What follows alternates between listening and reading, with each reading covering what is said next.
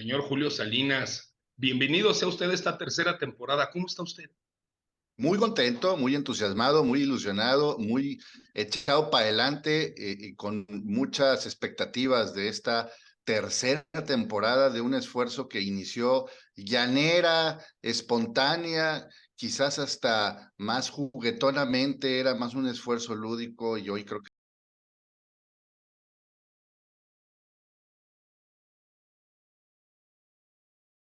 me da muchísimo gusto nuevamente estar con usted, mi estimado señor Alejandro, y con toda la comunidad de narramestos que ya dejaron de ser insurrectos y ahora se han Ya, puesto de otro color, ya en otro subversivos, tenor. Sí, ya subversivos, ¿no? Es que sí, sabe creo que, que señor Salinas, el tema, los tiempos lo ameritan, los tiempos lo ameritan. sí, Es llamar a la insurrección, llamar a la subversión, desde la perspectiva de que hay que, como bien se planteó al inicio, de procurar alterar el orden de las cosas, pero no por romper todo. Digo, si hay que romper todo, hay que romperlo, pero tenemos que mejorar, señor Salinas, en muchos de los ámbitos. No sé cómo lo ve usted.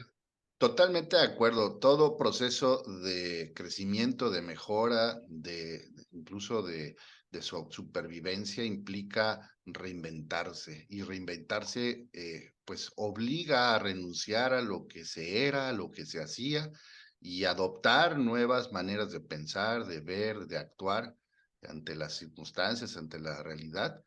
Y eso a veces nos cuesta mucho trabajo, porque para cualquiera siempre va a ser mucho más cómodo mantenerse en una insana cordialidad con la conformidad y con la inmovilidad y con la parálisis, en lugar de arrojarse al cambio y de buscar nuevas formas de crecer, de desarrollarse, de sobrevivir, de defenderse de los embates de la hostilidad de la realidad, que creo que es un poco la historia que pretendemos contar en este espacio, mi estimado. Así es, así es, y desde distintos sectores y con distintas personalidades, la intención, como siempre, a toda nuestra comunidad es poner sobre la mesa una serie de reflexiones, de planteamientos, de definiciones, muy probablemente también de posturas en torno a cómo se encuentra el estado de cosas al día de hoy en México y en el mundo.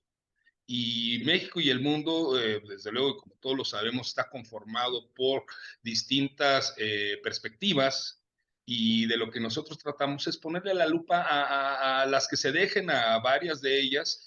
Y hoy particularmente, y así como lo tendremos cada semana durante 13 episodios, iremos explorando distintos sectores, distintas actividades, distintos planteamientos, distintas perspectivas, para que nos digan, desde luego con voces expertas como la que tendremos el día de hoy en este episodio número 1, visiones expertas de su propio sector, que nos platiquen, que nos cuenten, y desde luego lo interesante también será conocer el lado B de esos sectores, de esas actividades, porque eso es lo que nos va a dar, si está usted de acuerdo, señor Salinas, pues mayor perspectiva, porque lo que queremos un poco o un mucho es generar pensamiento crítico, generar un pensamiento que sea muy reflexivo, también desde luego que se lleven cosas que sean prácticas, aplicables, en el Claro. sentido de que no nada más es estar metiéndonos ahí en las hendiduras y que ahí se quede, no, hay muchas cosas que hacer por hacer, y son épocas de definiciones, es época también de tomar Sí. posición, de fijar postura, porque salvo su mejor opinión, señor Salinas, pues yo lo que veo allá afuera, como que, pues no estoy muy No, contento, bueno, oiga, no estoy muy contento, no. diría Zapata. Ajá, no estoy muy Nadie está contento. contento, nadie. Y el que lo esté, miente. La realidad es que si no estás cambiando, si no estás transformándose, Ujú. transformándonos, transformándote, difícilmente creo que vas a alcanzar ese grado de plenitud, de satisfacción, al que estamos llamados de forma natural. O sea, finalmente, si no estás aquí para disfrutar, para expandir todas tus capacidades, para desarrollarte de la mejor forma posible, pues no sé qué estás haciendo aquí. Esta es una realidad temporal, es un momento que tienes que aprovechar al máximo, y el máximo significa no quedarte en la tesitura de lo conocido, de lo sabido, y menos aún si ni siquiera la has entendido a cabalidad. Hay que someter a la razón, a la comprensión, todo lo que nos toca vivir y ver, y sobre ello entonces buscar el lado B. Buscar el lado B significa darle la vuelta a la hoja y encontrar aquello que no está expuesto inicialmente, aquello que no aparece en primera instancia frente a nosotros y que sí nos descubre nuevas cosas. Usted acaba de decir algo bien importante, mi estimado señor Alejandro, son épocas de fijar posturas. Yo creo que todo el tiempo hay que fijar posturas. Exacto, Basta de ser pusilánimes y de mantenerse en esa neutralidad cobarde de, no, bueno, yo eso de creo que acuerdo. no le entro, no me parece. Éntrale, papá. El que no le entra está dejando que otros asuman el control y tomen las riendas, a veces incluso hasta de tu propia vida, que creo que es un poco de la historia que queremos rescatar a través de los testimonios de los invitados que vamos a tener en este espacio, como han sido a lo largo de las 2 primeras temporadas. Siempre ha habido una aportación significativa, valiosa, que nos hace reflexionar acerca de la importancia de revelarnos ante lo que damos por hecho, ante lo obviado, ante lo que muchas veces ni siquiera nos hemos tomado la confianza y libertad de preguntarnos y tomar las cosas con una óptica crítica, pero también propositiva y constructiva, ¿verdad? Claro, claro, y para no alargarnos más, lo vamos a hacer, querida comunidad, desde una perspectiva, si fuéramos aquí un grupo de músicos, lo haríamos así como una mezclita entre jazz, así, no tan suave, pero sí, improvisador, el virtuosismo de mi querido señor Salinas, ¿sí? Y un poco de rock y mucho de punk y con dosis de heavy metal, pero sobre todo con el gusto de pasar unos minutos agradables. Entonces, si usted me lo permite, señor Salinas, pues vámonos ya, directo sin escalas, con nuestro primer invitado de esta tercera temporada, que es un expertazazazazazazazazo del mundo gastronómico, no solo nacional, a nivel internacional. Si alguien conoce de este Magnífico. tema, es nuestro invitado que ahorita presentaremos. Adelante, mi César, por favor, la introducción para nuestro invitado. Vamos.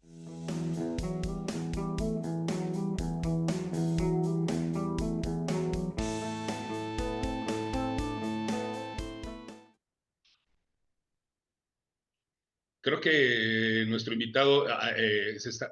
Ya sé cuál dijo. Yo dije, nuestro invitado lo agarramos con el haciéndose o el pato al orange o el café de olla o algo, pero ya nos abandonó. Ha de haber visto esa introducción, de haber dicho, pinche par de güeyes mamertos. ¿Sabes qué? Yo ya me voy. Él es nada más y nada menos que Humberto Ballesteros. Pueden seguirlo en redes, en Facebook, en Instagram, está en muchos lados. Además, tiene una columna muy leída todas las semanas sobre temas culinarios, sobre temas gastronómicos. Es alguien que lleva más de una década conociendo perfectamente este mundo. Querido Humberto, ¿cómo estás? Bienvenido a este primer episodio de esta tercera temporada. Qué gusto saludarte. ¿Cómo estás?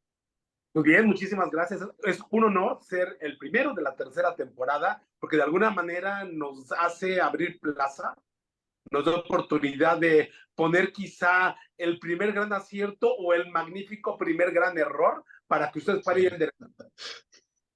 Va a haber Exacto. mucho que compartir y bueno, felicitarlos ya por una tercera temporada, porque quien los aguante y quien los siga escuchando, deben, Ajá.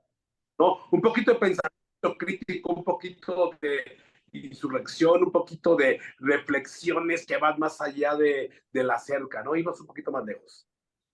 Me parece muy bien, querido Beto. Señor Salinas, cuando usted va allá a Monterrey a comer, pues, allí en Monterrey hay una cocina, digo, a mí me gusta porque pues, yo soy carnívoro. ¿Qué es lo primero que usted observa cuando ve los grandes restaurantes? Bueno, los precios de la carta, man, porque eso a veces son muy caros. No, fíjate que Pues la, vi, la, la, cu- ajá, la- la- la- la cultura y en general la experiencia del comer y del buen comer es una experiencia que te revela cosas que no están presentes en la cotidianidad. A veces un alimento te puede transportar a una época, a un momento específico de tu vida, como ocurrió con una de las películas de Disney, ¿no? No sé si recuerden la de Ratatouille, pero también Claro, puede ser el gran colaborador de que ocurran cosas en una conversación, no por otra cosa a veces hay conversaciones importantes en restaurantes, a veces incluso dicen, come primero y luego sometes a negociación el tema que tienes pendiente, ¿no? Porque eso relaja, ayuda. Pero independientemente de eso, también es el gran descubrimiento de todas las sensaciones, de lo sensorial que hay en frente de la comida. Es visual, es olfativo, obviamente es el gusto y la experiencia del servicio. O sea, creo que es redonda. Y si me apuras un poco, y aquí ya Humberto a quien le agradezco nuevamente, porque platicamos antes de iniciar el programa con él, y le agradezco otra vez que haya aceptado este terrible desafío de presentarse con dos impresentables como nosotros, pero exacto. quizás es toda la experiencia sensorial puesta en un momento que combina lo biológico necesario, la necesidad de alimentarnos, pero también la del placer, la de la degustación, la de encuentro con algo sublime. ¿Qué opina mi estimado Humberto acerca de este megachoro que nos acabamos de aventar? Está muy bonito, Cachorro, porque va por una parte maravillosa. Fíjate que acabas de tocar un tema importantísimo en la vida de todos nosotros.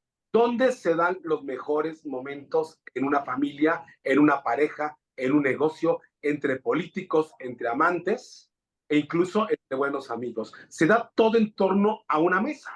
Una mesa Claro. es el elemento que nos une a todos. Y bien decías ahorita, vas a comer para negociar algo y ahora sí aflojamos al político, aflojamos al cliente con un buen cortecito de carne, un buen vinito, una buena plática, ese apapacho que te da el restaurante.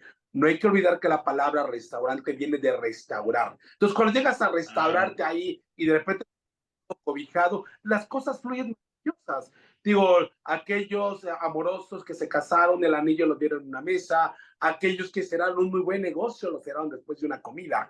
Pero muchas veces confundimos el alimentarnos con el comer para disfrutarnos. Y muchas claro. veces es que es muy caro comer un tamal en un restaurante. Sí, un tamal puede ser quizá caro en un restaurante, pero no es lo mismo comerlo en un restaurante donde te vas a ir a sentar a la mesa a disfrutar una buena conversación, un buen vino para acompañar tu tamalito y una buena plática, que irte a comprar tu tamalito afuera del hospital el 20 de noviembre en esa mañana de frío cuando tienes que tragártelo de dos bocados acompañado con tu bolillo en lo que te vas rumbo a trabajar, ¿no? Esa es la diferencia entre alimentarnos y comer para disfrutar. Y yo creo que ahí es donde parte todo. Y obviamente el objeto que nos une es la mesa. Alejandro, a quien conozco desde la historia, muchas veces nos tocó estar sentados en mesas donde el pretexto a veces para la pizza que el gordo Arturo y que algunos amigos ahí invitaban, pero no teníamos ni siquiera dinero para defendernos en esos días. Entonces, era una Cierto. pizza para todos, con una cerveza y esa te llegaba a durar a veces hasta 4 horas, que pasaba de convertirse en un rico, pero el pretexto era sentarte a comer para disfrutar, que creo que es algo que buscamos todos.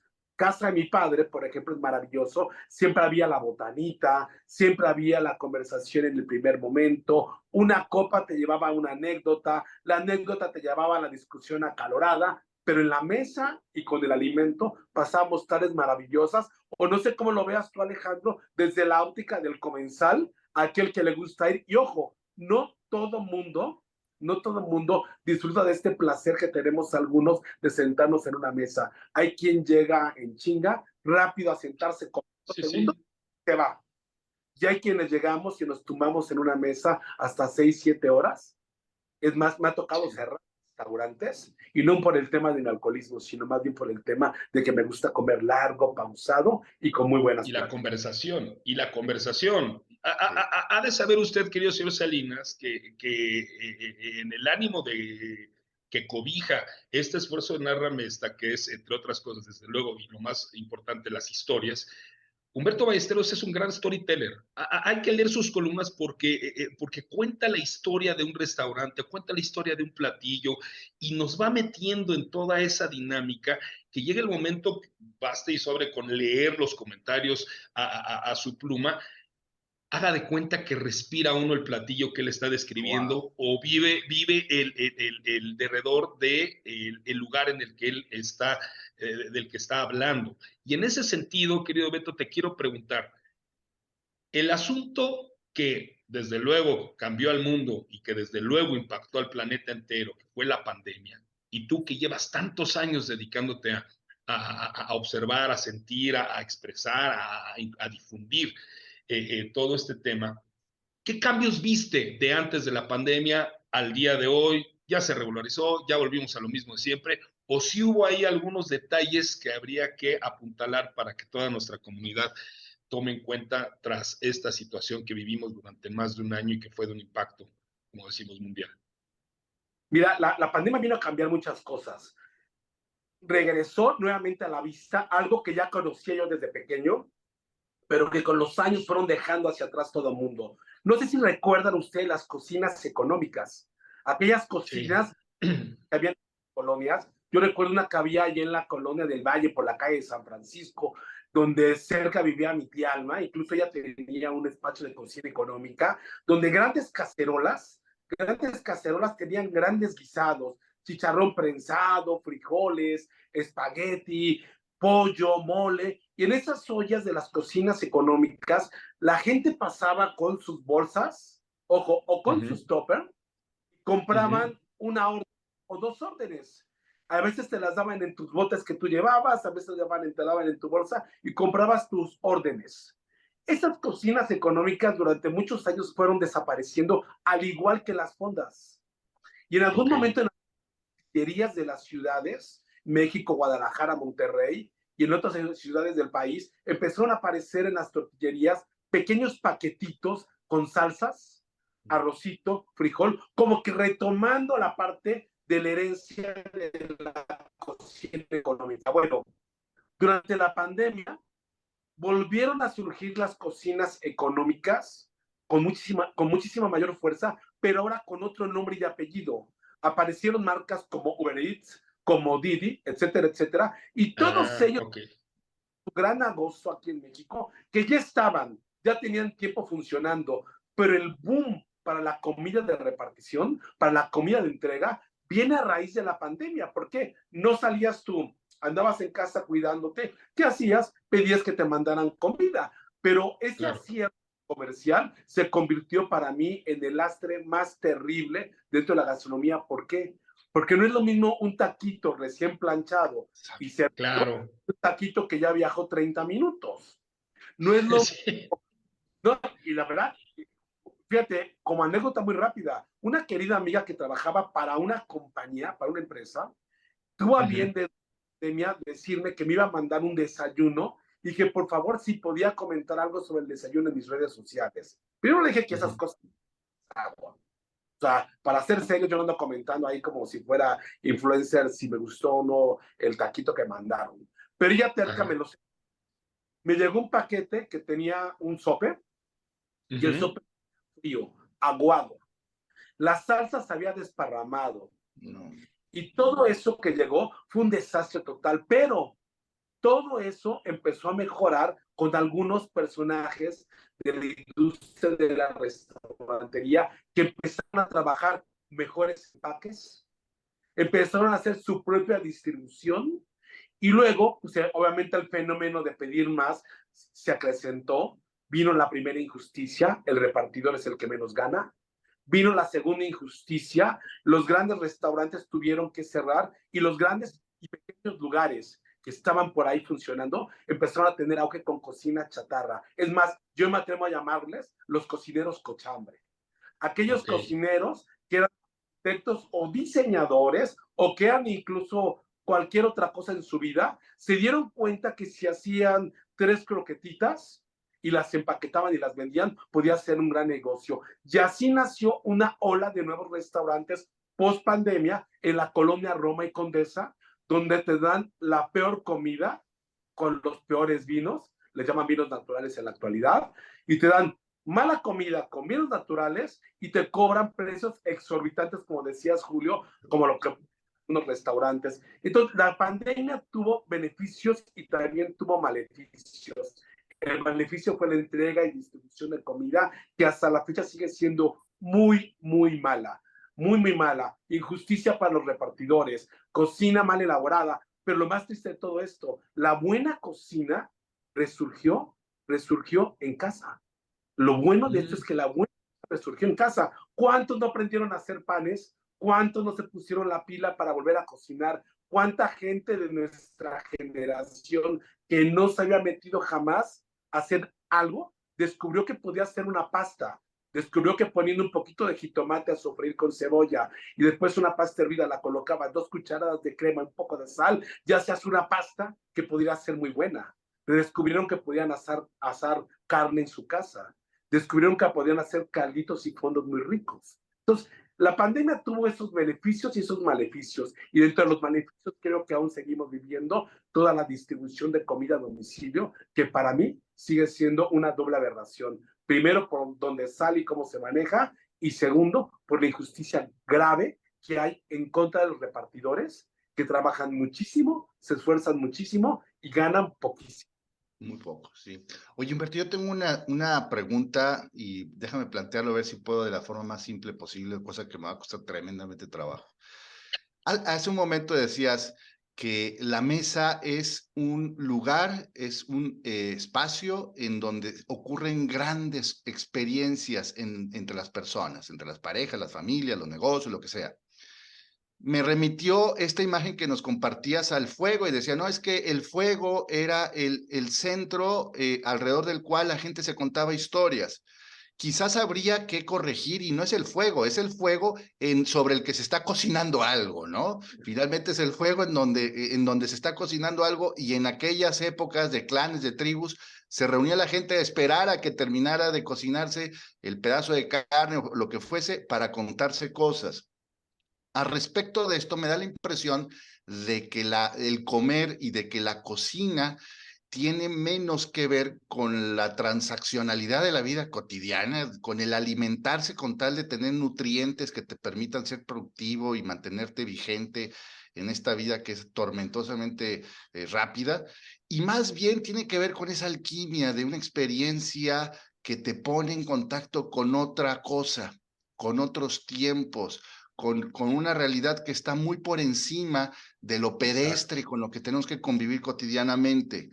La pregunta que te quiero plantear después de esta terrible introducción es, en tu opinión, el fast food existe desde pues, prácticamente el siglo pasado, ¿no? Creo que las cadenas que hoy conocemos como de fast food vinieron a resolver un tema muy transaccional, muy biológico y muy a tono con esta vida de las prisas y de la productividad.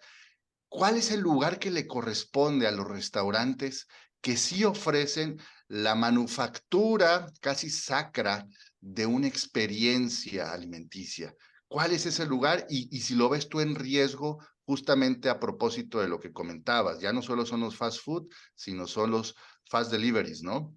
¿Qué opinas al respecto, mi estimado Humberto? Acabas de decir algo que a mí me gusta mucho. Fíjate, Julio Cortázar tiene un cuento maravilloso que se llama Queremos tanto a Glenda. Lo escribe en 1980 y creo que es un cuento que para mí define muchísimo de lo que pasa en mi vida gastronómica. Él empieza con una frase que a mí me vuelve loco y que siempre la repito en todas las conferencias que me toca dar sobre gastronomía. Dice, me cuento historias cuando duermo, y dice algo así, me cuento historias cuando duermo solo, cuando la cama me parece más grande y más fría. Te cuentas tus historias todo el tiempo. Así como lo decía Julio Cortázar en ese cuento, tú te cuentas historias todo el tiempo. Y para contarte una historia, tienes que haber vivido parte de esa historia. Vámonos a lo que decías de la mesa. Yo recuerdo la casa de la gente mayor de mi familia, siempre una mesa en la cocina, cerca del fuego. Sí. Siempre una mesa en la cocina. Es más, si nos vamos a las películas italianas, ¿dónde se sienta la nona? ¿Dónde está trabajando la nona? está trabajando en la cocina. Si nos vamos a las cocinas poblanas o oaxaqueñas, siempre en la cocina hay una mesa, donde parten chiles, donde cortan la carne, pero siempre hay un fogón ahí, siempre lo hay. Esa sensación es la que restaura, regreso, es a la que restaura al que va a comer a un restaurante. ¿Tú por qué vas a un restaurante? Vas para fundar un recuerdo, Exacto. historia, alimentarte rico, pero lo más interesante, vas por ese apapacho muy, muy mexicano. Ese apapacho es el que estás buscando tú para poder comer y pasarla bien. Tú vas a un restaurante, ¿a qué? Vamos, hay quienes comen en su casa, como les pasa a algunos que casi casi la avientan el plato y la sopa sabe mal, ¿no? Digo, porque muchas veces en casa, pues comes por alimentarte, comes por cumplir el protocolo de tus mínimas 3 comidas al día. Es más, ¿cuántos de los que nos están escuchando aquí, a la hora que le están bien, están echándose unas quesadillas de microondas? O sea, Dios los agarre confesados a los que hacen eso, ¿no? Pero Sí. tras sus quesadillas de microondas, habrá quien estará sentado en un restaurante perdiendo un poquito el rato, escuchándonos lo que estamos conversando, mientras está viendo un menú de 10 tiempos en Quintonil o en Puyol, espero tener una gran experiencia gastronómica. Están quizás en Monterrey con Coli, sentado esperando a que Patricio llegue y les platique cómo va a estar la comida. Están deseando ya que les llegue el primer cóctel que les van a dar para que nazca la experiencia, o eligiendo el vino blanco con el que van a abrir el momento. Cuando comemos nosotros, abrimos una gran caja donde empezamos a fundar recuerdos gastronómicos que nos van a ir alimentando poco a poco ya a través de los años. Lo decías al principio, Ego, el chef crítico en Ratatouille, cuando prueba ese plato, ese Ratatouille, y le vuela la cabeza y lo avienta hacia atrás en el pasado, es lo que a todos nos ha pasado alguna vez en nuestra vida. Bueno, ese recuerdo es el que algunos como yo buscamos todo el tiempo cuando vamos a comer. Yo en lugares a los que llego, cocinas a las dentro de restaurantes, y me gusta escuchar el golpeteo de la olla con el borbotón cuando esté hirviendo. Me gusta oler los vapores de los sabores que se están desprendiendo de los sartenes. Escuchar ese famoso cuando ponen la carne en el aceite. O sea, todos los ruidos son ecos de la memoria que nuestro paladar registra y que de alguna manera nos hace disfrutar todo esto que está pasando. Yo creo que en la actualidad la gastronomía está viviendo una nueva etapa donde renació y está retomando fuerza y va a volverse otra vez a hacer lo que empezó a hacer en los años 2000 aquí en México. Pati Quintana, Enrique Olvera, Jorge Vallejo, Edgar Núñez, grandes cocineros, grandes cocineras como Elenita, grandes cocineros como Gerardo Vázquez Lugo. Hay tanta gente que nos aportó tanto que el día de hoy hay nuevas generaciones que nos empiezan a aportar eso mismo, ese apapacho, ese cariño para comer. Tú vas a un restaurante para ser querido. Claro, Wow. hay restaurantes donde uno va y quiere ser querido y te tratan de la chingada, pero esos son otros lugares. Pero donde tú vas y vas a comer para ser querido, apapachado, y en lo más interesante, vas a restaurar ese corazón. Y ojo, cuando tienes esa manifestación epidérmica, como yo le llamo, que de repente se te hacen los pelitos, te empiezan a parar, es porque hubo un plato que te rascó la memoria. Hubo un plato que te enamoró nuevamente y que te hizo recordar. Vamos, ustedes han de recordar algún plato de la madre, de la abuela o de alguien que les recuerde algo y que les emociona, por malo que haya sido el plato, fíjate, por malo que haya sido el plato, tiene una memoria fundada en nuestro paladar y siempre nos emociona. ¿O no, Ale, tú que acuerdas de algunos años yendo a comer a esas pizzerías, a las del Valle, donde a la fecha la pizzería sigue siendo muy buena, en Julio's Pizza, Sí. espero que nos manden hoy, Julio's Pizza, luego íbamos a sentarnos a comer con nuestros amigos de la prepa. Sí, sí, sí. Y Sí, sí, sí. que te emociona. Yo por eso creo que la pandemia tuvo un beneficio grande. Sacó a comer a la gente. nos devolvió la pasión que estábamos perdiendo en el alimento. Pero lo más bello de todo esto, nos llevó a escarbar nuevamente en la necesidad de volver a comer rico. Por simple que sea una tortilla bien sacada del comalito, con un aguacate y tantita sal en grano, ese acto tan sencillo es un acto que te cambia la tarde completamente y te devuelve la sonrisa. ¿O me equivoco? Fíjate, Beto, que desde que estás, y como bien lo planteaste, llevamos casi cuatro décadas de conocernos, y desde que estás y te has metido muy bien y conoces muy bien, porque hay algo dentro de ti que viene del alma, que está ahí presente en toda esta actividad que ejerces y conoces muy bien. Yo siempre te he visto como un romántico del sector, un romántico de la actividad, porque llegas y procuras ver el espíritu que anima precisamente la actividad. Y eso siempre se agradece esa generosidad, porque nos hace precisamente con esas dotes, que lo tengo que decir y para que lo sepa nuestra audiencia, esas dotes literarias y ese conocimiento profundo que tienes de la poesía y de la literatura, rescatas esa parte anímica que siempre, reitero, es bienvenida, y siempre la he tomado yo, al menos en lo particular, con una enorme generosidad de tu parte.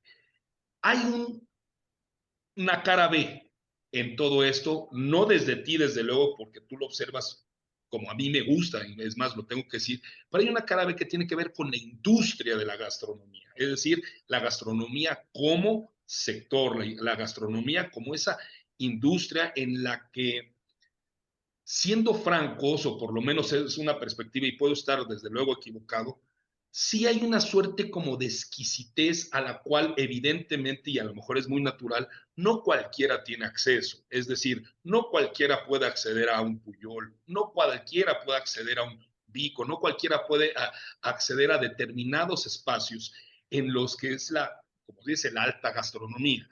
Entonces, dicho esto, y que es muy probablemente que se presente de manera natural, cómo hacer gozar, o cómo ser en un momento dado una persona, ¿sí?, puede llegar a acceder a este tipo, si no de restaurante, sí de este tipo de cocina, desde qué posición, desde qué situación, bajo qué concepto, porque al final del día la industria impacta en una cuestión, como lo que es en todos los sectores, cultural. Refiere a lo que es nuestra cultura, ¿sí? Entonces tenemos una cultura en México, la verdad, muy de brechas económicas muy amplias, muy grandes, en las que no cualquiera accede a determinados lugares, no cualquiera accede a determinados vinos, no cualquiera accede a determinados platillos. Entonces, ¿cómo llevar determinado gusto por esto a que la gente pueda disfrutarlo de una manera más amplia? ¿La industria piensa un poco en esto o no? Fíjate, lo que dices es algo que me lleva a reflexionar muchas veces sobre los que comemos, los que desean Uh comer -huh. y los que Uh nunca -huh. comerán en lugares. Pero hay una palabra que quizá aborrezco, que Uh es -huh. democratizar la comida. Uh -huh.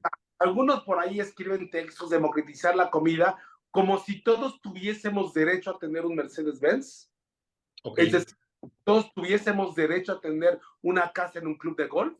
Así piensan que la comida tenemos todos derecho a ir a Puyol o a comer en Quintonil. Pero hay una Uh cosa -huh. maravillosa.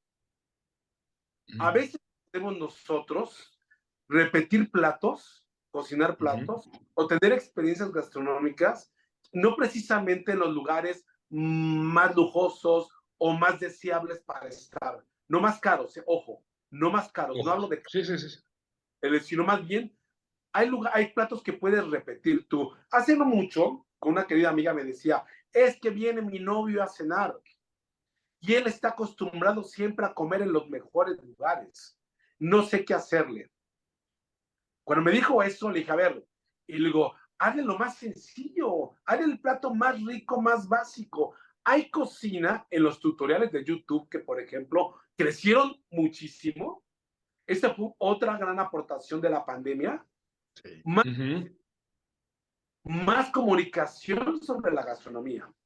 Entonces, de Okay. repente, tú y dices, quiero hacer cochinita pibil, y te vas a Uh -huh. encontrar N 2000 cantidad de recetas. recetas, Uh -huh. y de todas vas a encontrar grados de dificultad menores o mayores.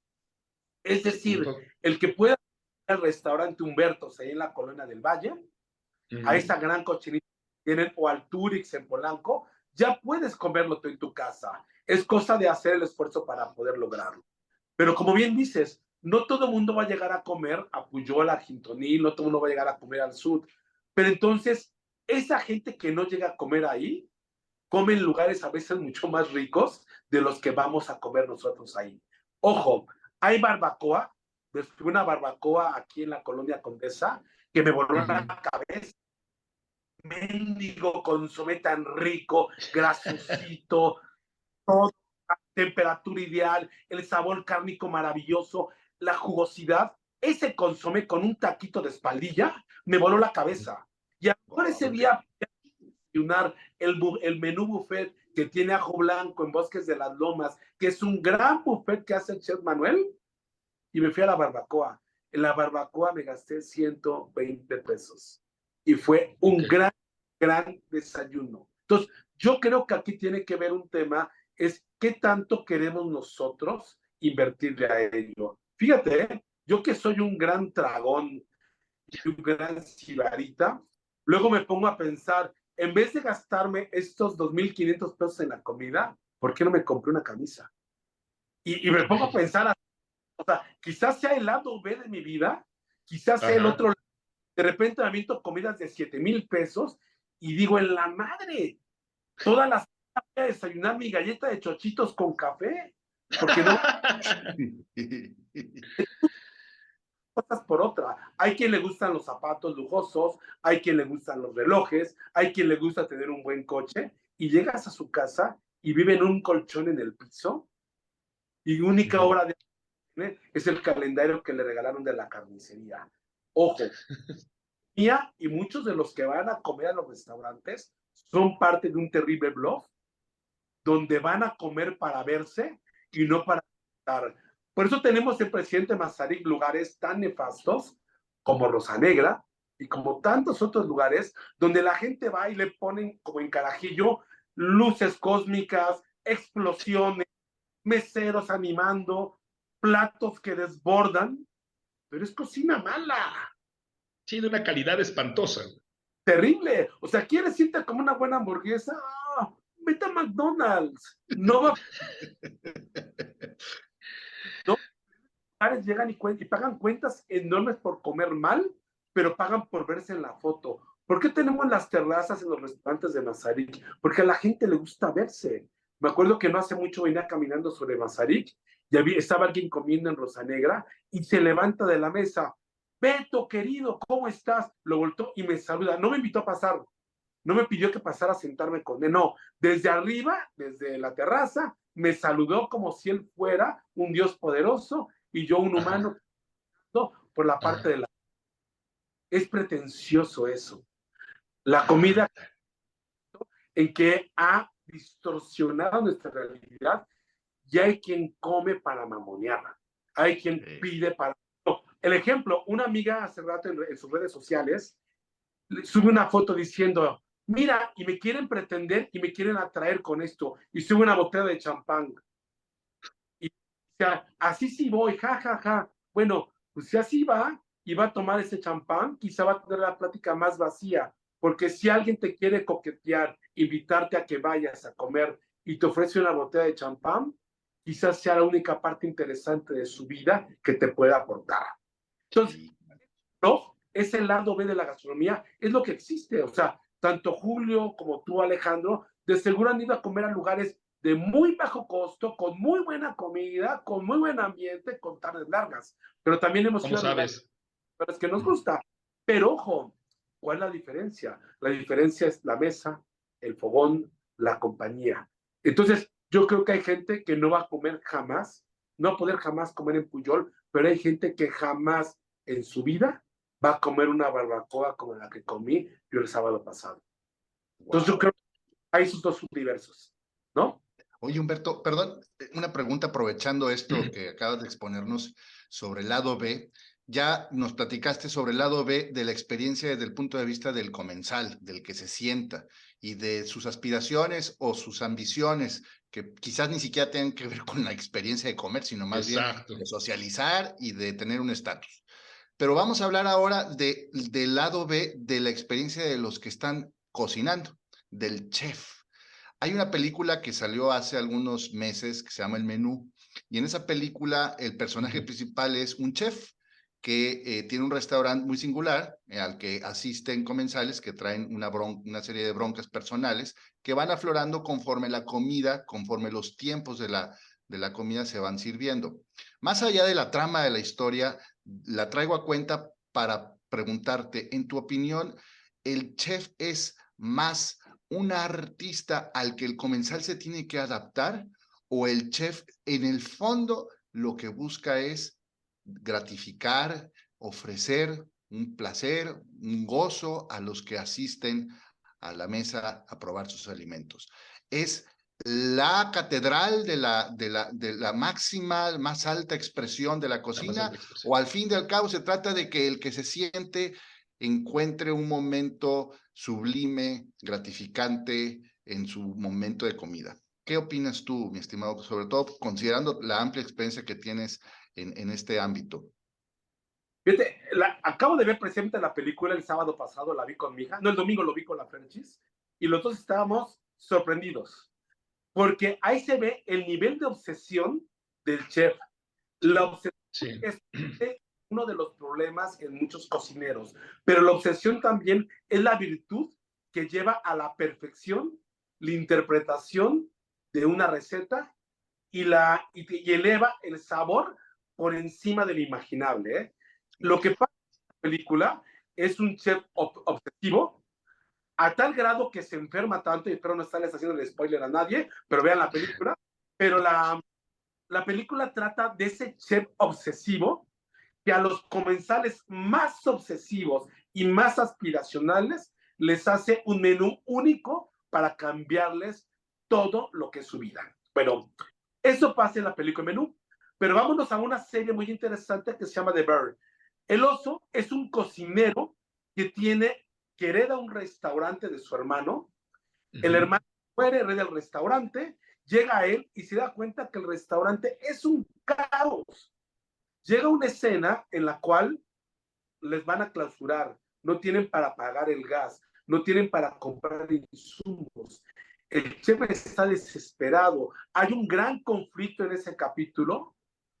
Yo he platicado con cocineros que me dicen, esa serie y ese capítulo fui yo, soy yo y he sido yo.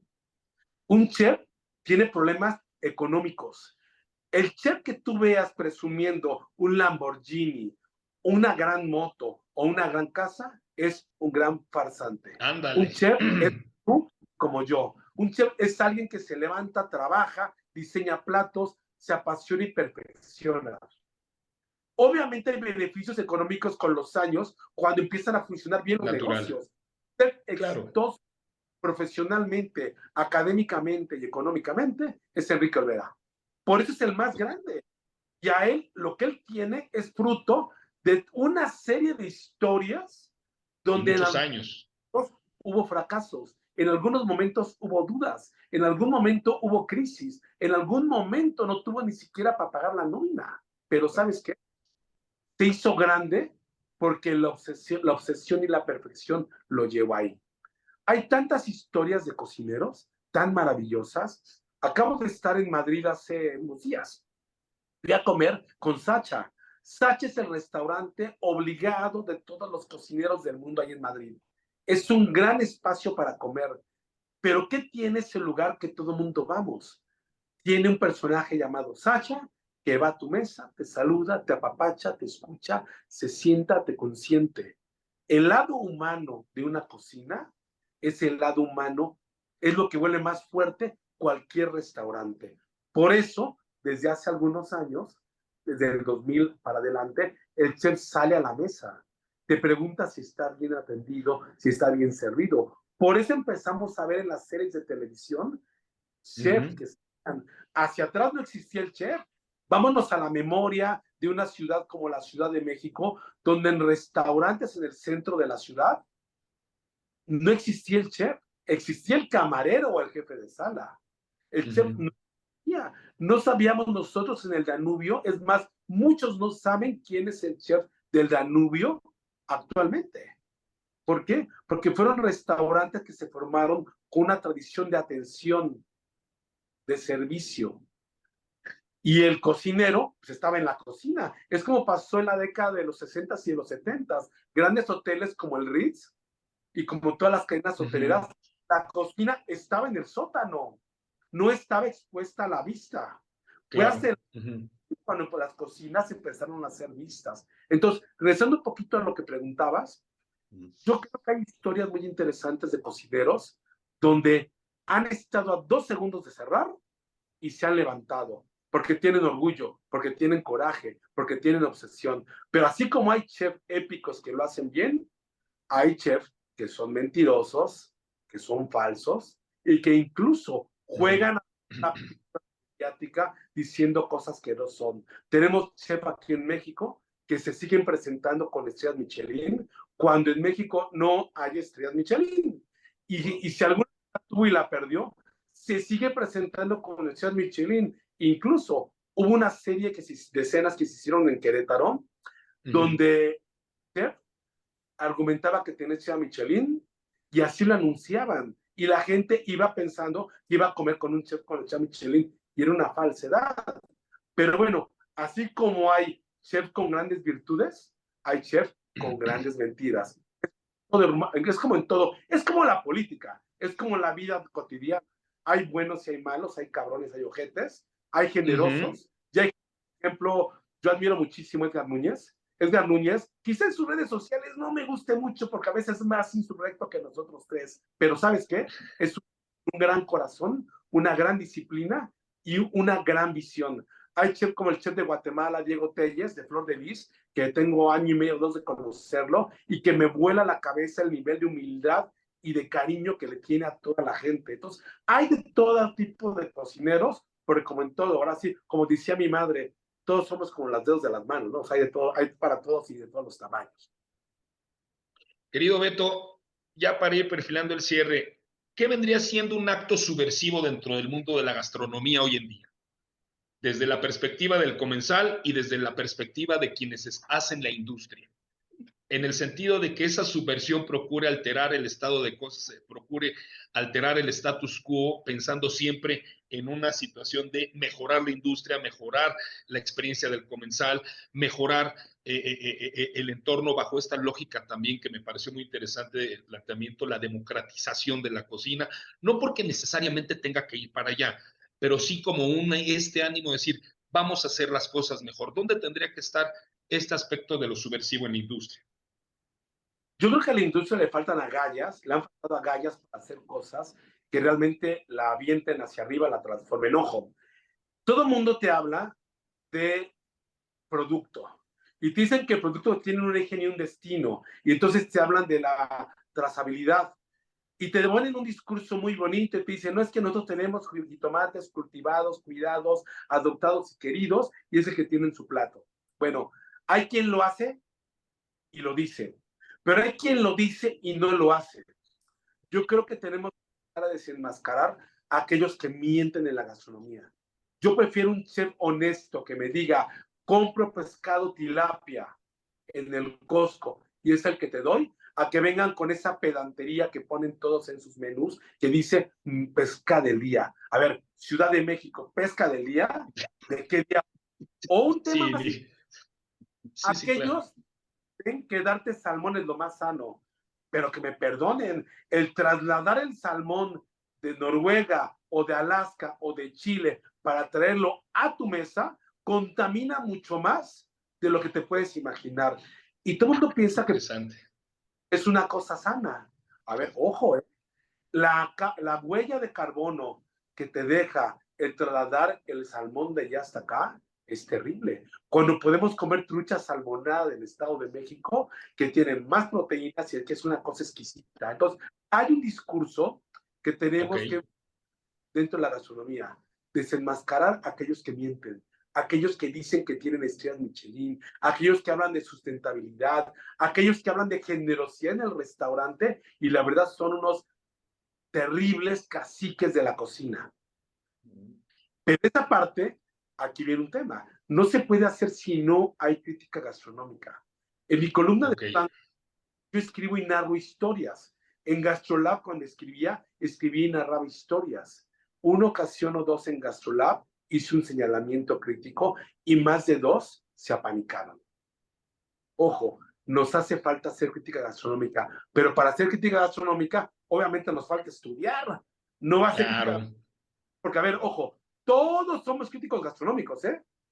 Me gustó. Es como todos somos técnicos de fútbol, todos somos presidentes de la República. Pues, exacto. Sí, güey, pero no te metes a conocer. Por eso estás aquí, querido Beto, porque tú eres una luz al final del túnel. Ojalá fuera una luz al final del túnel. Pero una luz al final del túnel, fíjate, a eventos me invitarían. Cuando un evento maravilloso que hace Claudio Poblete, que le daba mis respetos, él habla una espiral maravillosa de crecimiento en la gastronomía. Entregaron un reconocimiento a los 250 restaurantes más importantes de México. Aplaudible y maravilloso. Pero ¿sabes qué? Son eventos a los cuales luego no me invitan a mí porque no me ven cerca del sector, no me ven dentro del sector, no me ven ni fuera del sector. Soy un individuo raro, porque al escribir y comentar, al asesorar, al comunicar y al tener libertad plena para hablar, a algunos les resulta extraño o les resulta incómodo. Pero ¿sabes qué? Prefiero estar en esa línea de comunicación que ser aquellos que van como todo por tendencias, por momentos y por manada. Yo creo que la gastronomía requiere más críticos, requiere mayores discusiones entre nosotros, requiere mayor debates, pero ¿sabes qué requiere? Ejercicios de I+D al interior de la cocina para que la innovación y el desarrollo nos lleven a mejores productos, pero también en la comunicación nos debe de obligar a tener mayores esfuerzos. Raquel del Castillo de Menú del Universal está haciendo cosas maravillosas de reflexión desde el editorial que lleva. Miriam Lira en GastroLab genera historias maravillosas. O Jim Velasco desde el gourmet hace y teje maravillosas historias gastronómicas, pero ¿sabes qué? Nos faltan voces disonantes donde podamos decir, no me gustó lo que hiciste, sí que te sientas. Donde podamos decir, tu plato estaba mal cocinado. Y obviamente te va a contestar el chef como siempre te contesta. ¿Y tú qué sabes si no eres cocinero? Es como el que habla de fútbol y ¿tú qué sabes si no fuiste jugador de primera división? A ver, no seamos brutos. En el arte hay críticos y el crítico de arte no tiene que ser pintor. Tiene que entender más allá. Hay que contextos, de texturas, sabores, colores. Más amplio. Yo creo que es lo que nos falta. Yo sí, a los que lo están viendo van a juzgar lo que he dicho. Yo siempre digo, bienvenido. Si alguien me va a escribirme para reclamarme, bienvenido. Porque sin crítica, en la cocina, en la política, en el deporte, sin crítica no crecemos. Hay que criticar, hay que observar, hay que señalar. ¿Y sabes qué? Y hay que tener los tamaños para poder responder con inteligencia. Claro. A temperatura. Y a veces no responder. El silencio es más inteligente en ocasiones, creo. Cierto, coincido. No, aplausos. ¿Cómo ves, señor Salinas? ¿Cómo ves, señor Salinas? De lujo, mano, de lujo. Creo que acertamos. Abrimos muy bien la tercera temporada. La verdad es que yo por doble partida considero que es un gran acierto tener a Humberto Ballesteros con nosotros en el capítulo inicial de la tercera temporada de Narramesta. Ahora no es insurrecto, es subversivo, porque creo que su testimonio, sus palabras, sus comentarios nutren de mucho sentido el esfuerzo que queremos emprender en este espacio, que es darle la vuelta, buscar el lado B de las cosas, pero además con un espíritu crítico, amplio, transparente, en donde haya circularidad, no sea un discurso unidireccional en donde yo de aquí para allá y no recibo de vuelta nada, ¿no? Al contrario, pues si de vuelta hay que entender que del otro lado hay una Claro, opinión distinta a la mía, ser receptivos, entenderla, quizás la podrás o no aceptar, pero tendrás que respetar la existencia de la diferencia, cosa que acepto, reconozco y admiro del señor Humberto Ballesteros, que tendrá aquí siempre su espacio, será siempre bienvenido en este espacio para platicar, para conversar sobre la cocina, que ya en sí misma es subversiva porque rompe con sí, las con las rutinas de la cotidianidad, nos reúne, nos restaura, nos reintegra, pero además en el ejercicio de su afición, de su pasión, que es interpretar, el claro. reconocer o el criticar lo que ocurre en la experiencia culinaria de nuestro país, pues es también otra forma de subversión, de no quedarnos en el silencio, en la timidez, no ser pusilánimes y por el contrario, si hay que decir algo, decirlo con todas sus palabras. Muchísimas gracias, mi estimado Humberto. Dos No, gracias cuestiones a ya muy usted. concretas, querido Beto. Una, ¿en qué redes te encontramos para Así. que la comunidad que nos sigue te pueda localizar? Y dos, si quieres cerrar con un mensaje final, por favor. Claro que sí, me encuentran en Instagram, me encuentran como Beto Ballesteros. Ahí subo muchas historias de comida. Gracias a Dios no subo historias de borracheras como muchos las suben ahí. Yo puras de... El Beto, Beto Ballesteros también ahí en Instagram, y es una cuenta bastante vieja, ¿eh? Un día les platicaré de que fui quizá de la primera generación de Instagram cuando vivíamos en Madrid. Fue otra historia muy interesante. Y para cerrar, nada más les quiero decir algo. Coman, salgan a comer a todos los lugares que puedan. No importa si son de lujo, son grandes o pequeños. Coman un paladar bien viajado, es decir, un paladar que disfruta mucho comer, es un paladar que crece y abona muchísimo a varias cosas. No solamente cuando comes te nutres a ti mismo, no solamente te regalas emociones, sino sabes que cada vez que sales a comer generas economía. Y cuando generas economía, Claro, con ser una historia, generas estabilidad social. Y al final de cuentas, en este periodo que queremos es estar bien comidos, bien sonrientes y porque de vez en cuando también bien bebidos, que al final de cuentas la eso. vida es corta y hay que bastante bien. Y pues cerramos con la única frase que hay que decir: coman frutas y verduras, porque al final de cuentas es lo que nos hace a todos estar sanos. Muy bien. Gracias, gracias, querido Beto. Te mandamos un enorme abrazo, agradecidos de nueva cuenta por tu tiempo y disposición. Esta es tu casa, nos seguimos encontrando. Querido señor Salinas, pues ya arrancamos y No, vámonos con todo. enhorabuena, le felicito al proyecto propiamente de Narramesta, todos los que tenemos el privilegio de participar en él y a la comunidad que nos sigue. Manténganse al tanto, vienen muchas muy buenas experiencias, episodios, invitados, invitadas, así que manténganse cerca de este esfuerzo, seguramente resultará muy nutritivo y muy aliciente para sus experiencias. Muchas gracias, mi estimado señor Alejandro. Igualmente, muchas gracias a usted. Gracias, querido César Guidobro, Estudio Streaming, como siempre, produciendo este esfuerzo que viene del corazón. Gracias, César. Nos vemos pronto.